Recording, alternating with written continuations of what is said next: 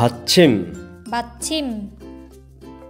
বাংলা ভাষায় বল ভাত লেখার সময় ইংরেজির মতো বাম থেকে ডান দিকে বর্ণগুলো পাশাপাশি লেখা হয়, তবে কোরিয়ান ভাষায় স্বরবর্ণের পেছনে আসা ব্যঞ্জনবর্ণকে 공, 밥, এর মতো নিচে লেখা হয়। এরকম স্বরবর্ণের নিচে লেখা ব্যঞ্জনবর্ণকে বাচ্ছিম বলা হয়। 공, খোং, 밥, ফাপ। বাচ্চিম হিসেবে ব্যঞ্জনবর্ণ ব্যবহৃত হয়। ১৯টি ব্যঞ্জনবর্ণের মাঝে ৩টি 쌍디귿, 쌍비읍, 쌍지읒, বাচ্চিমে ব্যবহৃত হতে পারে না। বাচ্চিমে বসা ব্যঞ্জনবর্ণের উচ্চারণ আছে ৭ প্রকার।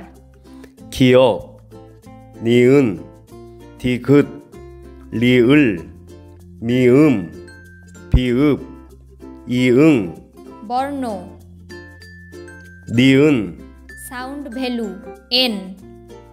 উদাহরণ 안, আন, 미음, মিউম, এম, 암, আম, 이응, ইউং, উং, 앙, আং, 리을, রিউল, এল, 알, আল,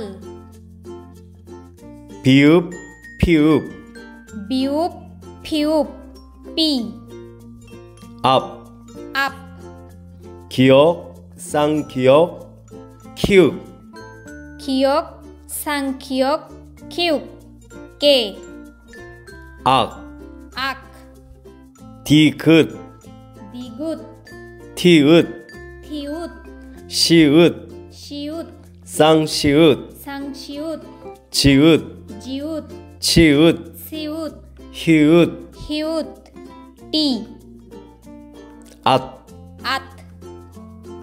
আসুন আমরা বাচ্চিমের উচ্চারণ অনুশীলন করি। ভালো করে শুনে বলুন।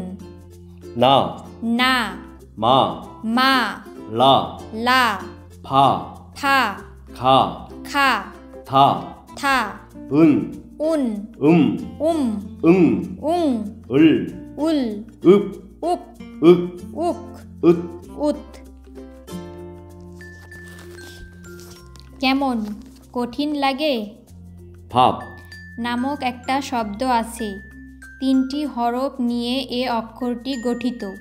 এ অক্ষরের প্রারম্ভিক ধ্বনি হল 비읍, এটি ফুসফুস থেকে আসা বাতাস মুখ দিয়ে বের হওয়ার সময় সৃষ্ট স্পৃষ্ট ধ্বনি, যা অনেকটা 브, ধ্বনির মতো হয়, তবে বাচ্ছিমে বসা 비읍, টি বাতাসগুলো মুখের ভেতর আটক হয়ে সৃষ্ট হওয়া হসন্ত ধ্বনি, যা অনেকটা 읍, ধ্বনির মতো হয়।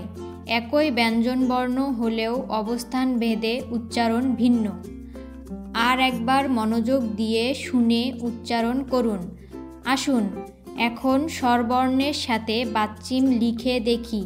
উলম্ব স্বরবর্ণের সাথে হোক আর আনুভূমিক স্বরবর্ণের সাথেই হোক, ইতোমধ্যে তৈরি হওয়া অক্ষরের নিচে বাচ্চিম বসবে। প্রথমে প্রারম্ভিক ধ্বনির ব্যঞ্জনবর্ণ ছাড়া উলম্ব স্বরবর্ণ নিয়ে গঠিত অক্ষরের নিচে বাচ্চিম বসিয়ে দেখুন।